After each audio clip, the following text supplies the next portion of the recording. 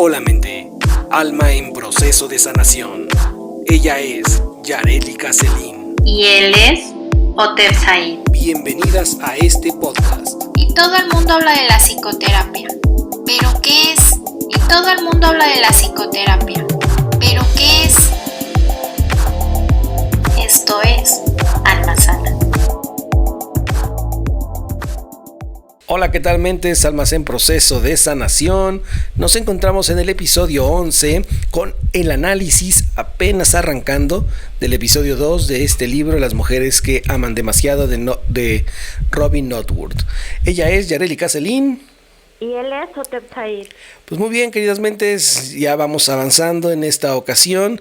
Vamos a analizar un capítulo más y que tiene uno de los títulos más interesantes, con la intención de empezar a comprender de qué trata este tema.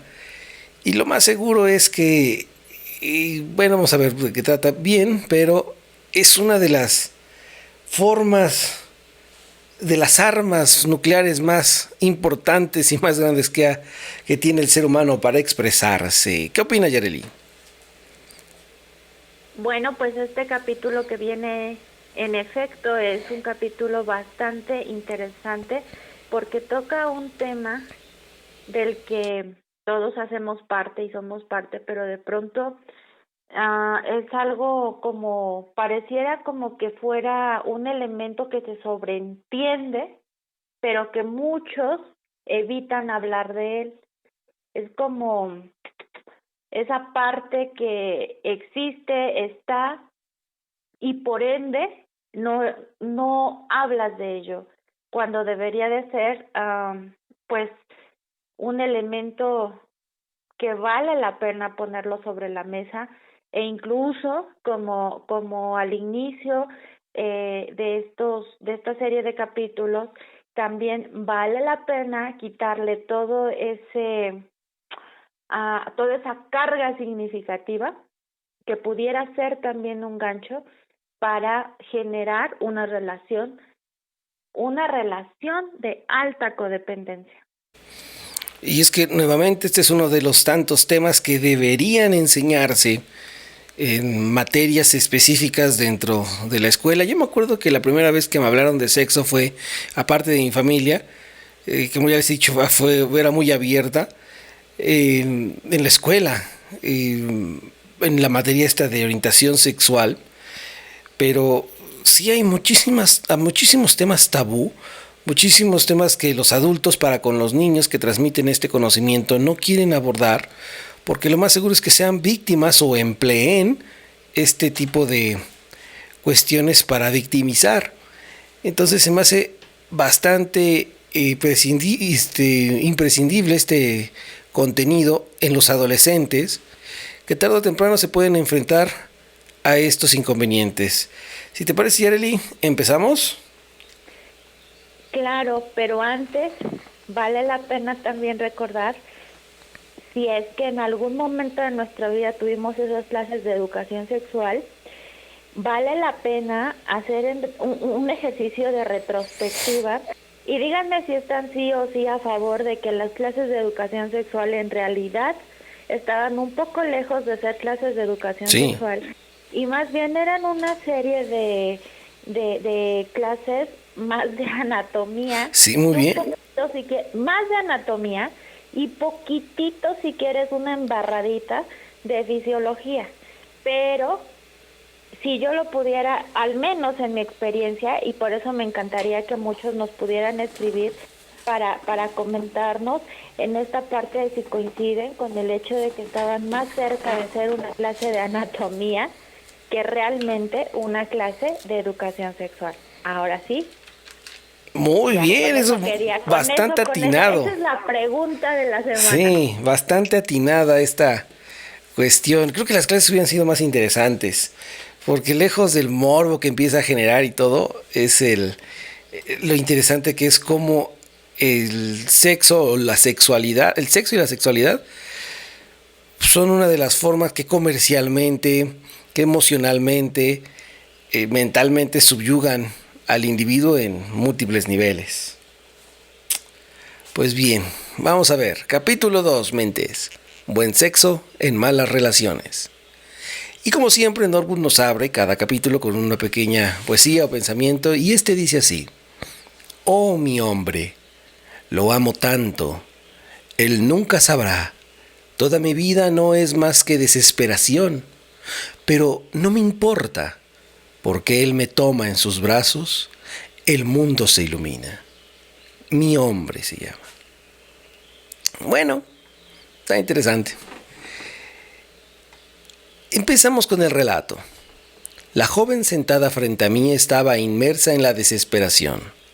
Su rostro bonito exhibía rastros amarillos y verdes de los terribles golpes recibidos un mes antes, cuando deliberadamente se lanzó a un precipicio con su automóvil.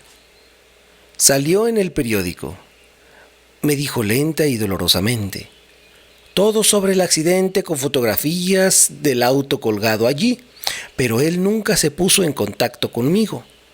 Levantó la voz un poco y hubo una situación apenas perceptible de saludable ira antes de que volviera a caer en su desolación.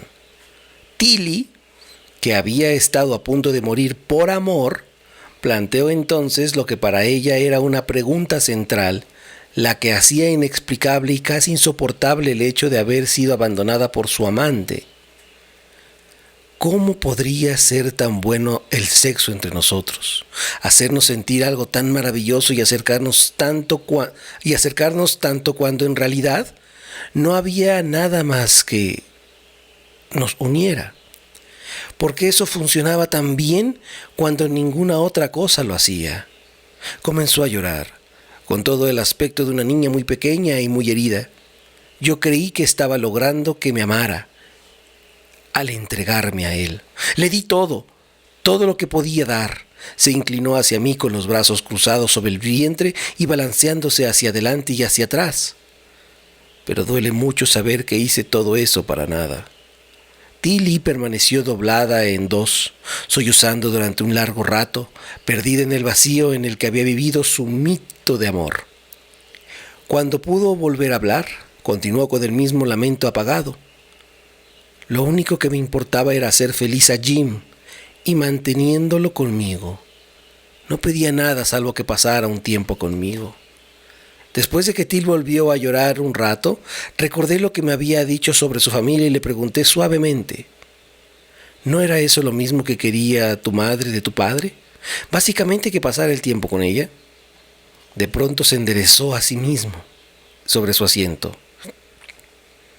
Oh, Dios mío, tienes razón. Incluso estoy hablando como mi madre. La persona a quien menos quería parecerme, la que intentaba suicidarse para salirse con la suya. Oh, Dios mío, repitió. Y luego me miró, con el rostro bañado en lágrimas, y agregó en voz baja: es realmente horrible. Hizo una pausa y yo hablé. Muchas veces nos descubrimos haciendo las cosas que hacía nuestro progenitor de nuestro mismo sexo. Las mismas acciones que nos prometieron nos hacen no hacer nunca, jamás. Es porque aprendimos de las acciones de ellos, incluso de sus sentimientos, lo que es ser un hombre o una mujer. Pero yo no traté de matarme para vengarme de Jim, protestó Jill. Fue solo que no podía soportar lo horrible que me sentía, inútil e indeseable. Otra pausa. Tal vez así era como se sentía también mi madre. Supongo que así termina sintiéndose una cuando trata de conservar a alguien que tiene otras cosas más importantes que hacer. Till lo había intentado, sí, y el aliciente que había utilizado fue el sexo. En una sesión posterior, cuando el dolor ya no estaba tan fresco, volví a surgir el tema del sexo. Siempre ha respondido bien sexualmente, informó con una mezcla de orgullo y culpa, tanto que en la escuela secundaria tenía miedo de ser ninfómana. Lo único que podía pensar era en la próxima vez que mi novio y yo podríamos estar juntos para hacer el amor. Siempre trataba de disponer todo para que pudiéramos tener un sitio donde ir y estar solos. Dice que se supone que son los hombres quienes buscan el sexo. Yo sé que lo deseaba más que él, al menos me preocupaba mucho más que él para hacerlo.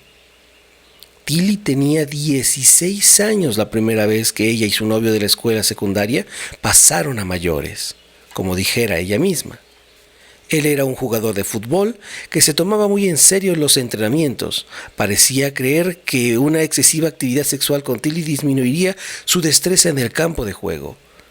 Mientras que él se excusaba por no quedarse hasta tarde antes de un juego, ella disponía a trabajar como niñera por la tarde. De esa manera, podía seducirlo en el sofá de la sala mientras el bebé dormía en su cuarto, cerca de allí. A la larga, sin embargo, los esfuerzos más creativos de Tilly por transformar la pasión de su novio por los deportes en una pasión por ella fracasaron y el joven, gracias a una beca deportiva, se marchó a una universidad lejana. Después de un tiempo de llorar todas las noches y de regañarse por no haber sido capaz de persuadirlo de que ella prefiriera a ella en lugar de sus ambiciones atléticas, Tilly estuvo lista para volver a intentarlo. Era el verano en que había terminado la escuela secundaria y estaba por empezar la universidad y aún vivía con sus padres, en un lugar que se estaba desmoronando. Después de varios años de amenazar hacerlo, la madre de Tilly finalmente había iniciado los procesamientos del divorcio y había contratado un abogado conocido por su disposición a jugar sucio. El matrimonio de sus padres había sido uno de los más tormentosos, donde la afición compulsiva de su padre por el trabajo se oponía a los esfuerzos fervientes, a veces violentos y ocasionalmente autodestructivos de su madre para forzarlo a pasar tiempo con ella y sus dos hijas, Tilly y su hermana mayor, Beth. Rara vez estaba él en casa, y cuando se encontraba allí era por periodos tan breves que su esposa comparaba esa palabra que dice cauticas, no manches, nunca la había escuchado. Caucásticamente, esas estadías de las paradas de reparación que hacen los pilotos durante las carreras automovilísticas. Ok. Y sigue. Eran como esas paradas, sí, recordaba Tilly. Sus visitas siempre degeneraban en peleas horribles y largas. Mamá gritaba y lo acusaba de que no quería a ninguna de nosotras, y papá insistía en que trabajaba tanto por nuestro bien. El tiempo que pasaba en casa siempre parecía terminar con los dos gritándose. Por lo general, papá se marchaba, dando un portazo y gritando: no es de extrañar que nunca quiera venir a casa. Pero a veces, si mamá había llorado lo suficiente o si había vuelto a amenazarlo con el divorcio, o quizás se había tomado muchas pastillas y él estaba en el hospital, él caminaba durante un tiempo, venía a casa temprano y pasaba un cierto periodo con nosotras. Mamá empezaba a cocinar esas comidas estupendas, para compensarlo, supongo, por haber venido a su casa con su familia. Frunció el ceño. Después de 2 o 3 noches, volvía a demorarse y llamaba por teléfono. «Ah, ¿sí? No me digas», decía mi madre muy fríamente. Enseguida empezaba a gritarle obscenidades y después colgaba el teléfono de un golpe. Y allí estábamos Beth y yo, bien arregladas porque papá vendría a cenar a casa. Tal vez habíamos puesto la mesa de una manera especial, como nos decía siempre mamá, que la pusiéramos cuando papá venía con velas y flores. Y allí estaba mamá, descargando su furia en la cocina, gritando y entrechocando cacerolas e insultando horriblemente a papá. Después se calmaba. Volvía a ponerse fría y salía a decirnos que comeríamos solas, sin él. Eso era aún peor que los gritos. Nos servía y se sentaba sin mirarnos. Nosotras nos poníamos muy nerviosas, Beth y yo, con tanto silencio. No nos atrevíamos a hablar y no nos atrevíamos a dejar de comer. Nos quedábamos en la mesa tratando de hacer las cosas mejores para mamá, pero en realidad no había nada que pudiéramos hacer por ella. Después de esas comidas, por lo general, yo me descomponía en mitad de la noche, con terribles náuseas y vómitos. Tilly meneó la cabeza con estoicismo. Sin duda, No era bueno para la digestión, ni para aprender patrones sanos de relación, agregué. Pues en ese clima había aprendido Tilly lo poco que sabía sobre la forma de tratar a alguien a quien quería. ¿Qué sentías mientras pasaba todo eso?, le pregunté. Tilly pensó un momento y luego asintió al responder, enfatizando lo correcto de su respuesta. Mientras estaba esperando tenía miedo, pero en general me sentía sola. Nadie me miraba ni se preguntaba qué sentía o qué hacía yo. Mi hermana era tan unida que nunca habíamos hecho mucho. Ella se escondía en su habitación cuando no tomaba clases de música. La peor parte del tiempo tocaba la flauta. Creo para no oír las discusiones y para darse una excusa para estar fuera del camino de los demás. Yo también aprendí a no causar problemas. Permanecí callada. Fingía no advertir lo que se estaba haciendo mis padres y de hecho no decía lo que pensaba. Trataba de ir bien a la escuela. A veces parecía que eso era lo único en que mi padre me prestaba atención. Muéstrame tus calificaciones, me decía. Y entonces hablábamos un poco de eso las dos. Él admiraba cualquier tipo de logro, por eso yo trataba de cumplir para él. Tilly se frotó la frente y prosiguió pensativa. También hay otro sentimiento, tristeza. Creo que me sentía triste todo el tiempo, pero nunca se lo dije a nadie. Si alguien me hubiera preguntado, ¿qué sientes dentro de ti?, yo habría dicho que me sentía bien, absolutamente bien. Aun cuando hubiese podido decir que estaba triste, jamás había podido explicar por qué. ¿Cómo podía justificarme el sentir así? No estaba sufriendo. En mi vida no faltaba nada importante. Me refiero a que nunca nos faltó comida. Tenía todo cuanto necesitábamos. Tilly aún era incapaz de reconocer la profundidad de su aislamiento emocional en su familia. Había sufrido una carencia de afecto y atención debido a su padre, que era habitualmente inaccesible, y a una madre consumida por la ira y la frustración que sentía hacia su esposo.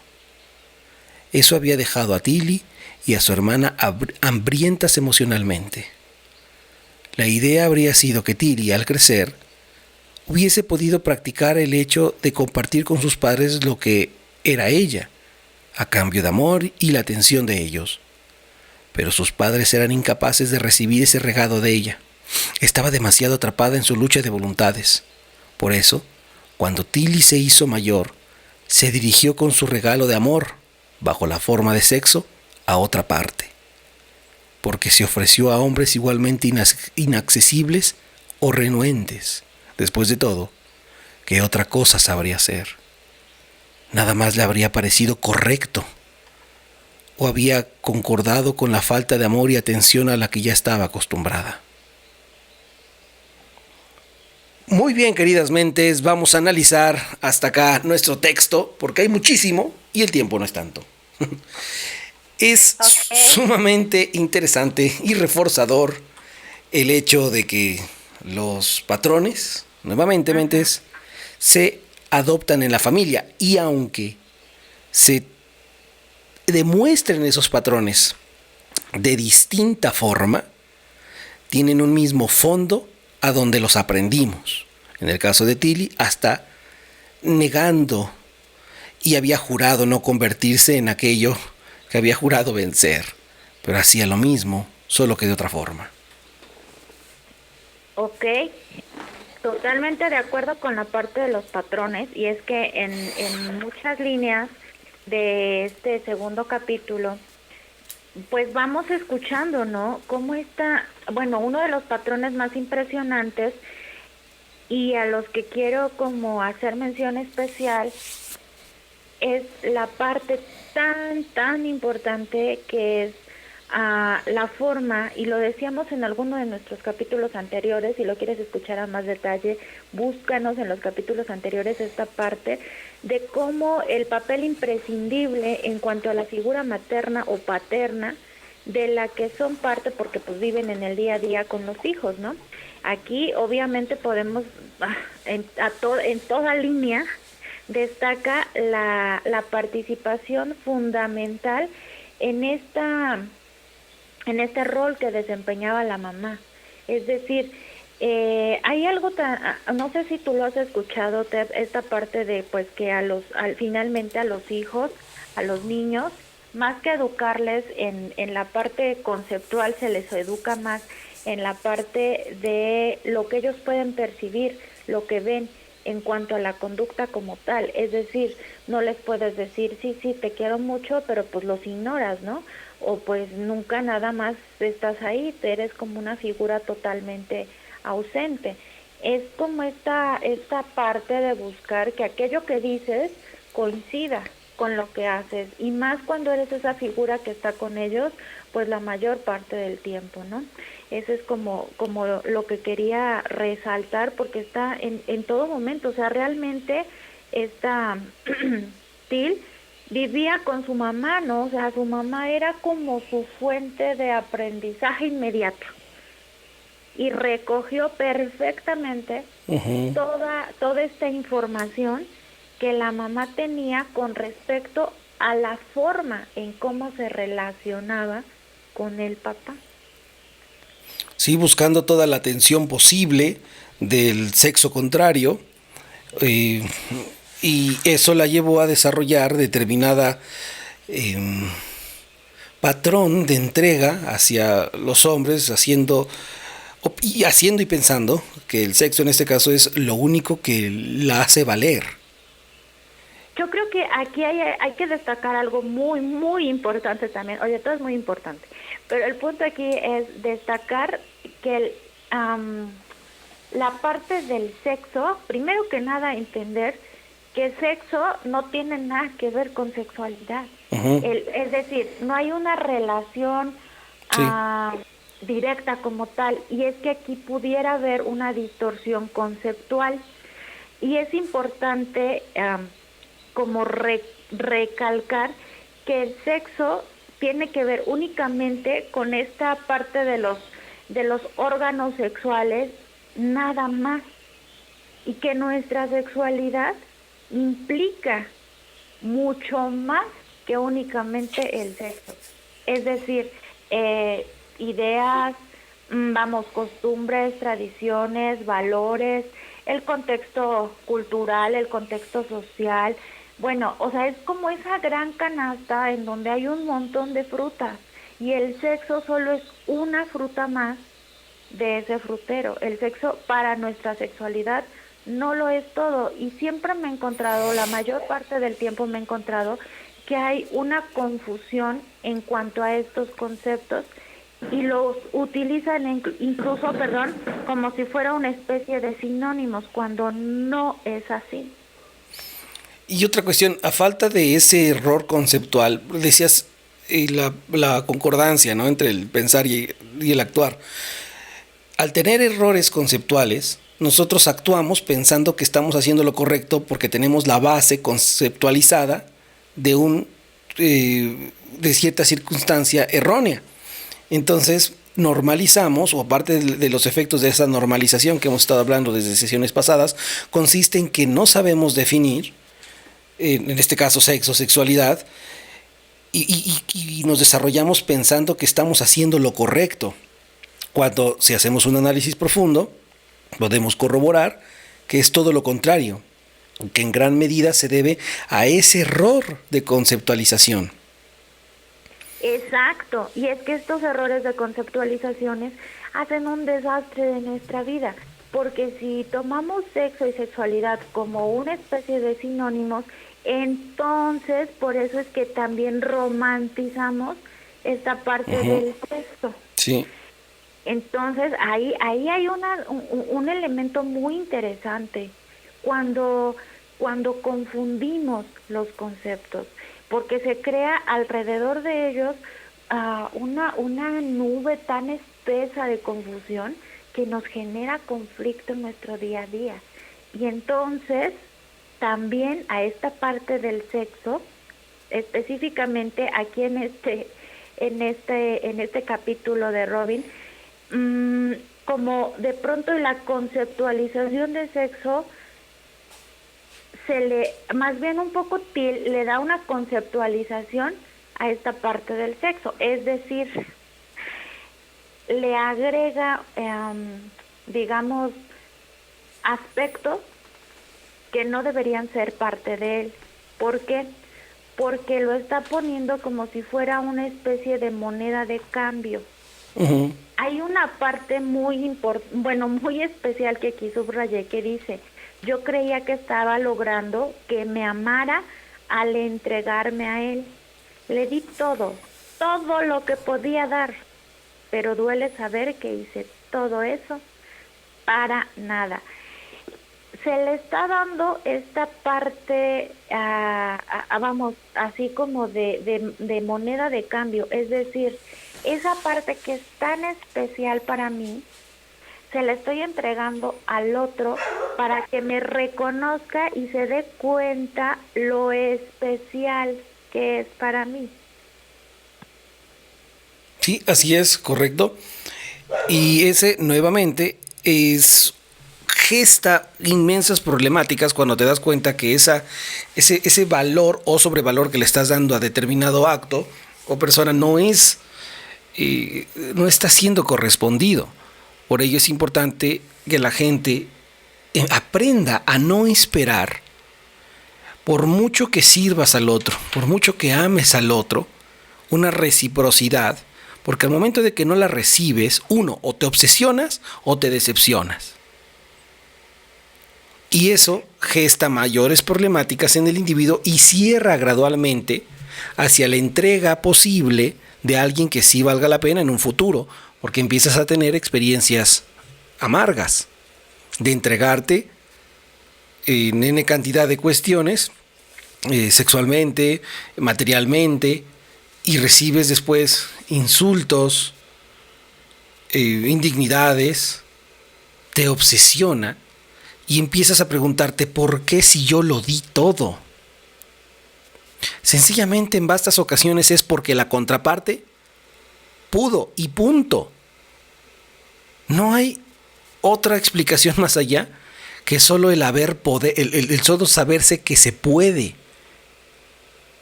a razón de que hay un sufrimiento también en el otro individuo, o sencillamente no hay ningún sufrimiento, pero nunca hubo un puente de comunicación saludable para determinar si lo que tú buscas yo también lo estoy buscando. Aquí también quiero resaltar algo en la cuestión del aspecto como cultural, la parte de los prejuicios. Mira, perdona que sea tan insistente, pero para poder como hacer un análisis profundo de este capítulo 2, considero que es bien necesario, primero, que aclaremos como de qué se trata esta palabra sexo, sexualidad y una más que es el acto sexual, porque aquí lo siento un poco como, vamos, la experiencia está plasmada muy bien en estas líneas, pero considero que sí es necesario poder hacer una diferenciación en cuanto a estos términos. Y lo tengo aquí tal cual enfrente para que no me lo invente ni nada. La primera es la palabra sexo. Dice: la palabra sexo viene del latín sexus, la cual viene del verbo secare, que significa cortar. Este verbo nos dio palabras como secante, sector, segmento, insecto, y se vincula a una raíz indio-europea, sex, cortar.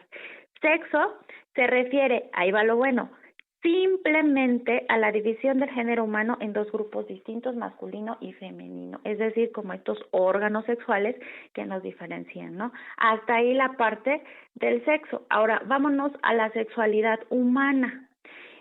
Este es un fenómeno sociocultural que está influido por la calidad de las relaciones interpersonales, el contexto en que nos desenvolvemos y por la integración que hemos hecho de las experiencias vividas. La identidad, el deseo, el comportamiento sexual son componentes esenciales de nuestra sexualidad. Ahí llevamos dos, y el último con el que confundimos estos dos tiene que ver con el acto sexual o bien con el comportamiento sexual. ¿Qué es esto del acto sexual o el comportamiento sexual? Es específicamente al que nos referimos cuando hablamos comúnmente coloquialmente dicen hacer el amor, no, es a la relación sexual como una expresión de nuestra sexualidad, es decir, el acto sexual como tal. Una vez que tenemos claro estos tres conceptos, entonces podemos hablar de un factor sociocultural bien importante como lo es el prejuicio. Nos han, por mucho, bueno, a la mayor parte de personas, se nos ha, digamos, alejado de esta parte de nosotros, del disfrutar de tu sexualidad y por qué no específicamente del acto sexual. Hay una parte que leíste, Otep, en donde decía que ella tenía miedo de ser ninfómana. Y me pregunto cuántas mujeres más no estarán pensando en este mismo momento Sí, por que el represión. disfrutar de su Sí, sexualidad así es. las lleva o les hace dudar, ¿no? Y si disfruto, entonces soy ninfómana. Esa parte a mí se me hizo como súper importante resaltar porque tiene que ver más con un prejuicio que con otra cosa. Y por ahí más adelante, ahora mismo estoy buscando la línea en donde ella pensaba que solamente los hombres podían como disfrutar, ahí otra vez, del acto sexual, ¿no? Y sí es para mí algo muy interesante y que vale la pena retomar porque como bien decíamos al arrancar este capítulo, son temas imprescindibles de vida, pero de los que se habla muy poco o de los que no se tiene la información suficiente o la claridad de ello para poder como pues hablar de esto de una manera totalmente abierta. Sí, muy bien, gracias por aclararlo. Y estos componentes, estos conceptos, sexo, sexualidad, acto sexual, son más vastos de lo que en nuestro argot coloquial tendemos a expresarnos. Entonces, bajo esta cuestión, bajo este tabú, bajo estos prejuicios, es que la gente incluso en su sexualidad se ve interrumpida por temor a la crítica, por temor al ostracismo, por temor a ser excluido o a que lo rechacen. No tanto por cuestiones de ser homosexual o ser transgénero, no. En el mismo disfrute del acto del coito, las mujeres tienen prohibido expresarse de esta forma por una cuestión tabú. Los hombres son vistos como héroes, las mujeres de otra forma. Y esta es una de las grandes problemáticas que como matrimonio te puedes llegar a encontrar, donde no se habla de estos actos, donde la mujer, cuando, quien no lo sepa, y cuando tienen un hijo y van a hacer está embarazada la mujer y van a un chequeo, hay preguntas que para muchas mujeres les resulta incómodas y para los maridos más, porque no se atreven a conocer la sexualidad de su mujer. Cuando le dicen, ¿cuántas parejas sexuales ha tenido? Y si la mujer dice 2 o 3, ¿no? Y ahí está el hombre a un lado, cuando a lo mejor en realidad tuvo 40. Pero ese tipo de cuestiones, al no hablarse, se va volviendo tabú, va generando una decisión comunicativa bastante grande. Y si en algo tan íntimo no se puede abordar con la sinceridad suficiente entre pareja, mucho menos algo más de índole emocional, porque otra cuestión de tabú, se piensa que estás loca, que estás loco, tienes todo, etcétera. Cuando hemos hablado que la base es en gran medida la estabilidad emocional. Ahora, Imagínate, perdón dime, que te interrumpa. Imagínate imagínate un mundo utópico donde pudieras saber cómo expresarte de una manera adecuada, es decir, en el sentido de comunicar realmente, de comunicar y poder decir exactamente qué es lo que quieres. Porque, ¿a qué voy con esto? Seguramente hace mucho tiempo atrás y en estas pláticas que de pronto se dan con personas pues mayores, ¿por qué no? pudiera ser el caso de alguien que únicamente se casó, en cuanto al matrimonio me refiero como a esta parte de esta convivencia social, únicamente para poder experimentar sí, tal cual, experimentar, vivir esta parte de su sexualidad, es decir, para poder tener un acto sexual. He tenido un caso en mi vida y sí, tiende a ocurrir que esa represión se incrementa incluso ya en el matrimonio, porque te das cuenta que la contraparte no es lo que esperabas, porque te guste o no, o incluso sea traumante, y como no tienes marco de comparación, y como no lo debes hablar, se incrementa un sufrimiento muy de muy de closet, sin que nadie deba saberlo, porque bueno, son cosas que solo en el matrimonio deben abordarse según. Y bien. Bueno, pero con esto, perdón que te vuelva a interrumpir, con esta parte iba a cómo desconocemos tanto de qué se trata este asunto de la sexualidad humana, que de pronto hacemos una relación directa entre el acto sexual y el amor. ¿Se acuerdan que uno de nuestros objetivos es como desempolvar y sacar todas esas fantasmillas y esas cosas extrañas que giran en torno al tema tan imprescindible? Otra vez es un tema de vida el amor, pero ¿cómo le agregamos? O sea, si ya de por sí luego de pronto y no entendemos de qué se trata esta onda del amor, ahora agreguémosle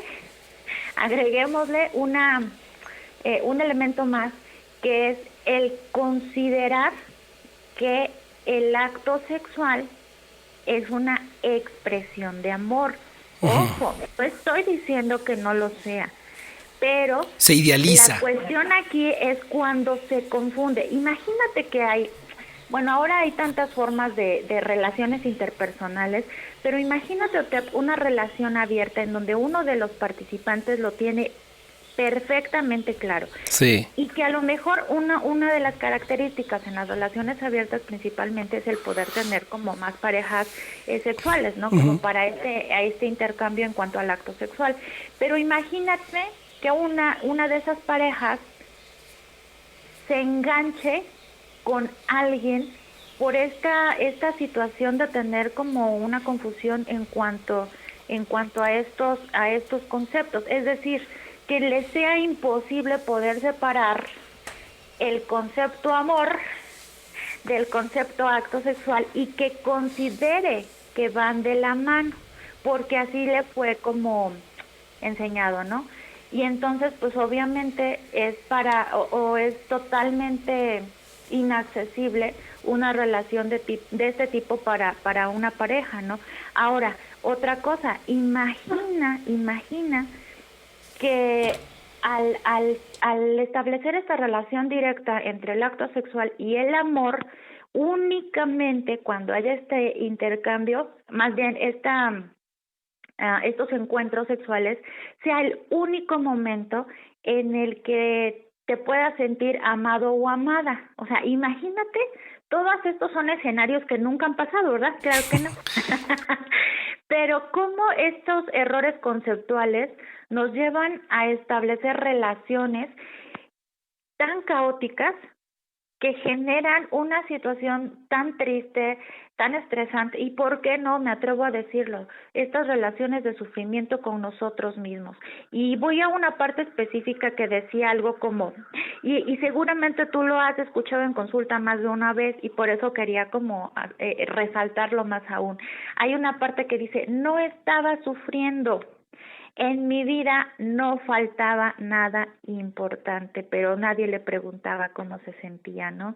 Es esta falacia tremenda y una forma de cómo querer autoconvencerte de que aunque no te escuchen, aunque no te pregunten cómo estás, aunque nada de esa situación ocurra, mientras no te falte nada importante, y unas letritas más adelante decía, me refiero a que nunca nos faltaba comida, teníamos todo cuanto necesitábamos.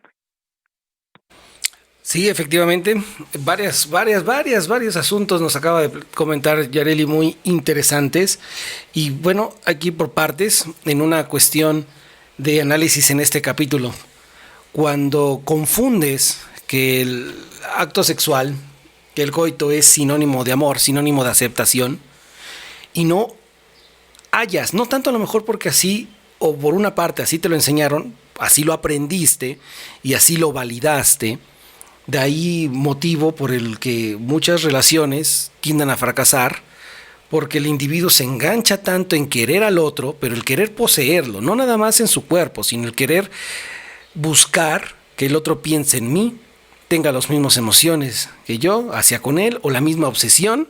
Y entonces se busca en el sexo esa moneda de cambio que aunque inconscientemente está siendo una manera de chantaje y una forma ilusoria de entregarse. Eso es lo que ocurre hoy demasiado con personas de cualquier edad, pero precisamente jóvenes, donde se piensa que si no hay ese acto, no hay amor. Si no hay esa entrega, no somos novios, no hay relación. Y se forza y se busca, como no hay formas de comunicar, no se ha aprendido a comunicar sanamente, se truena con una pareja y se repite el mismo proceso con el otro, con el otro. Y apenas estás asimilando, o siquiera estás con las intenciones de asimilar, bueno, ¿qué ocurrió en esta ocasión? Y ya te estás metiendo con otra o con otra o con otro y repites el mismo patrón. Pero si yo me entregué, pero si yo esto, pero si yo el otro, pero me dijo hoy que fuéramos novios y a las 2 horas ya me estaba entregando, físicamente hablando, y emocional y todo.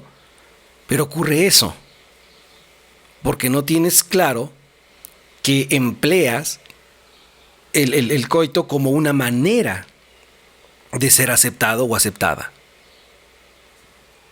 Y por otro asunto, en el sentido de no faltarnos nada en el hogar, fíjense hasta dónde cabe la trascendencia de tener estabilidad emocional, de que la psicoterapia no trata únicamente de entender el proceso de sufrimiento que estás pasando hoy, sino de saber desde dónde viene.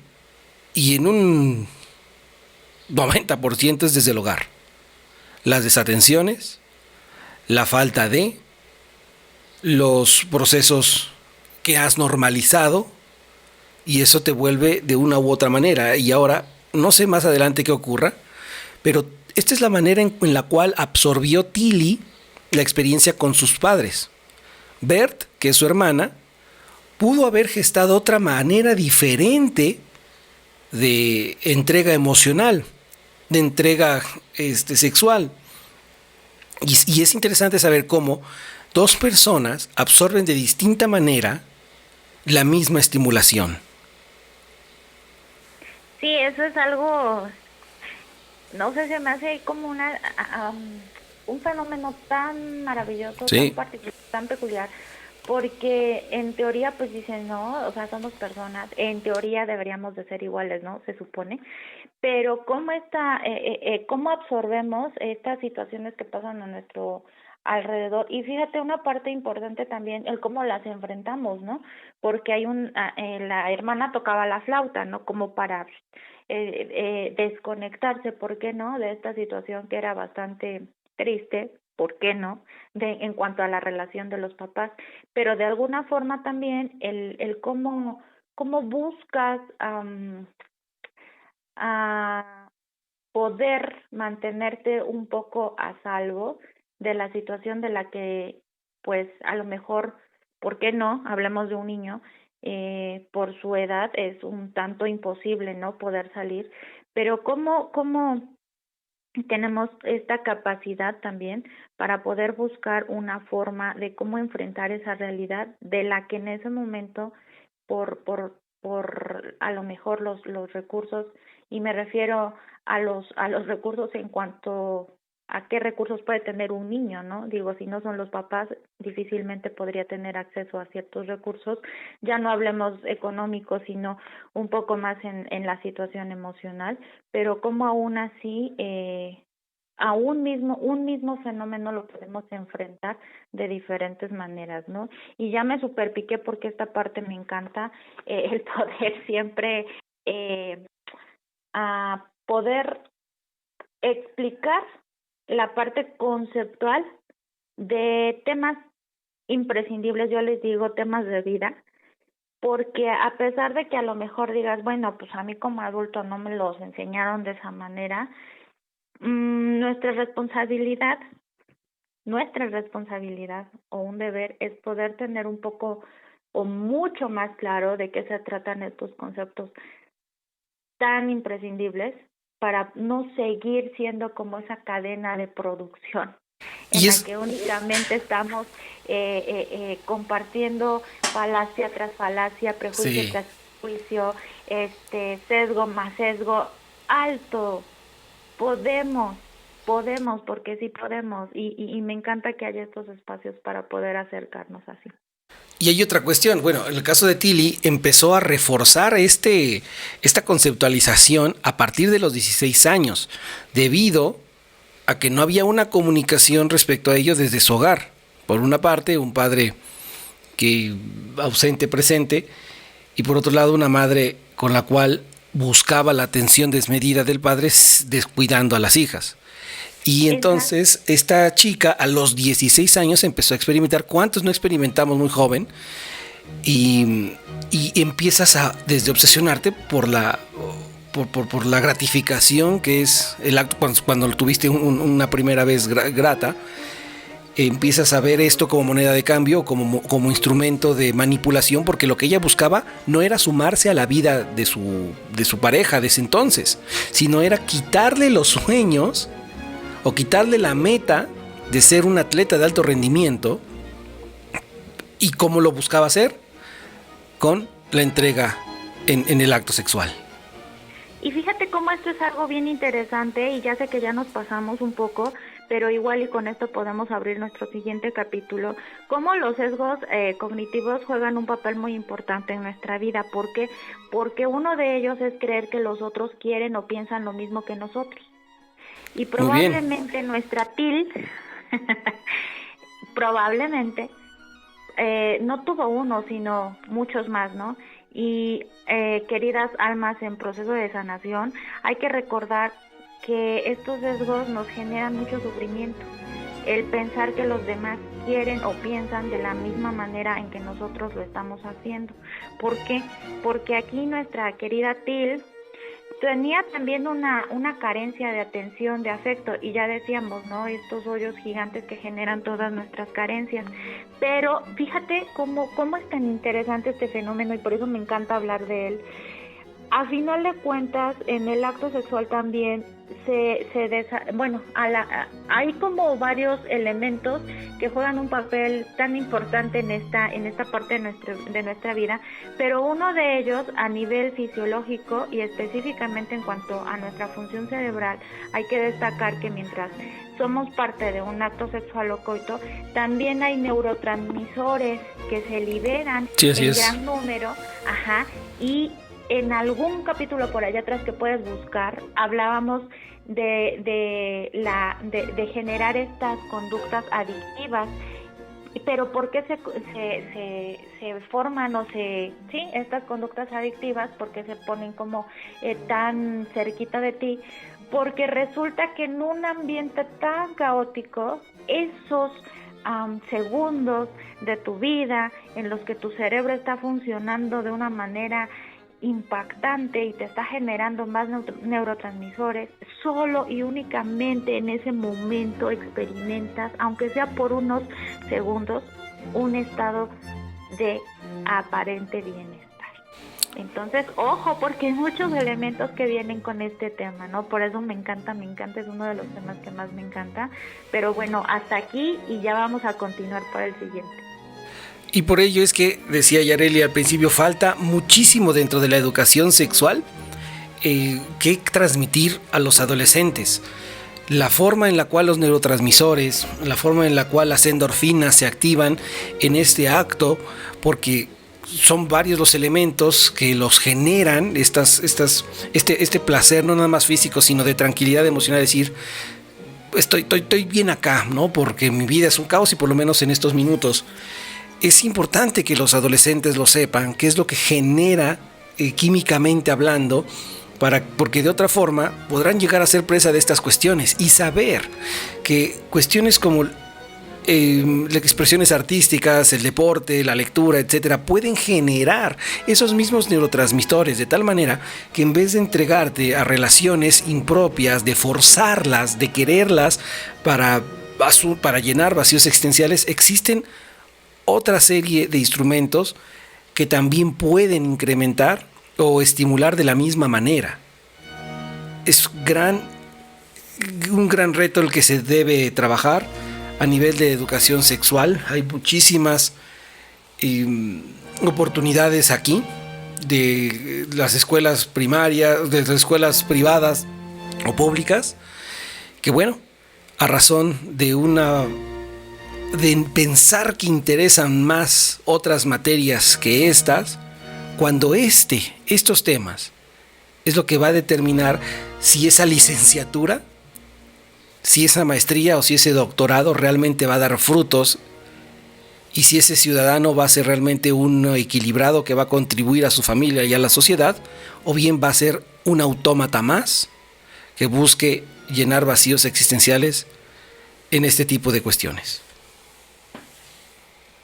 Imagínate si realmente se abordara la educación sexual desde, no sé, creo que desde primaria, ¿no? Creo que le empiezan un poquito a tocar, pero que realmente se pudiera desmitificar estos conceptos y que realmente se pudieran abordar de una manera un poco pues, más integral, porque no me atrevo a decirlo. Más cierta a los hechos de la vida adulta. Imagínate cómo habría una disminución en divorcios y cómo habría, ¿por qué no?, incluso hasta una disminución en matrimonios, ¿no? Y no sé, hasta esta parte tan interesante que, bueno, a finales o en los últimos años leemos como tantas noticias en tantos diarios muy amarillistas, ¿no? En cuanto a temas tan sensibles con respecto a la violencia, ¿no? Cómo pudiera fungir el hecho de recibir desde los primeros años de la educación formal esta parte de un tema tan imprescindible como lo es el tema de la sexualidad, ¿no? Cómo pudiera impactar de una manera tan impresionante si realmente se pudiera acercarnos a estos temas que generalmente la gente de pronto y huye, ¿no? Porque hasta en el ¿cómo se llama? En el uso coloquial de los temas resulta que hablar pero es que hay otra vez el error es conceptual, como dicen, ¿no? O sea, para que no generes estos digamos mecanismos, conversaciones en las que puedas terminar en pleito, no hables de sexo, no hables de religión y no hables de, ¿qué más? Creo que ¿cuál era el otro? Política. Ya no lo recuerdo. Política, sexo, religión y política, gracias. Ajá, son como, no, o sea, evita esos temas, sexo, religión y política. Pero otra vez, ojo con las conceptualizaciones, ¿sale? Muy bien, mentes, preparémonos para una vida adulta. Si estás escuchando este podcast, si eres joven, eres aún adolescente, preadolescente o no tienes todavía una estabilidad matrimonial o no está todavía en tus planes, o si ya lo está, considera también incluso que las problemáticas que puedan ocurrir en el matrimonio, cualquiera que éstas sean, no se arreglan con actos sexuales. No se arreglan con este tipo de actos que no son moneda de cambio. Generalmente se habla cuando estamos en una cuestión de pareja y se termina en un acto sexual sin realmente llegar a una conclusión en el diálogo. O sea, como el meme que dice, verga, pues qué pregunté, ¿no? Porque si la problemática matrimonial de pareja termina hasta que se llega a la conclusión de cómo se va a resolver. Eviten, si no se ha llegado a una solución, entregarse en un acto sexual, porque esa es una forma en la cual muchas personas evaden, por un lado, 2, subyugan, y 3, te demuestran que los problemas no son tan grandes. Mira, ya estamos aquí otra vez. Acceda en lo particular, visita nuestras redes sociales o bien escribe en la caja para empezar cuál es tu definición de sexo, sexualidad, acto sexual. Si es que en tu familia se te forjó estos puentes de comunicación al respecto de la educación que implica la sexualidad, que ya sabes que es más allá que la parte anatómica, que incluso la parte bioquímica. Es una situación de vida esto que estamos abordando. Temas que en muy pocos lugares se trabajan con la objetividad que debiera, y principalmente para prepararte hacia esa vida adulta llena de complicaciones. Y si te desarrollas o si accedes a esa vida adulta con conceptualizaciones, lo más seguro es que erres de forma muy grave en cualquier tipo de relación que llegues a tener. Muchísimas gracias. Ella es Yareli Caselín. Y él es Otep Said.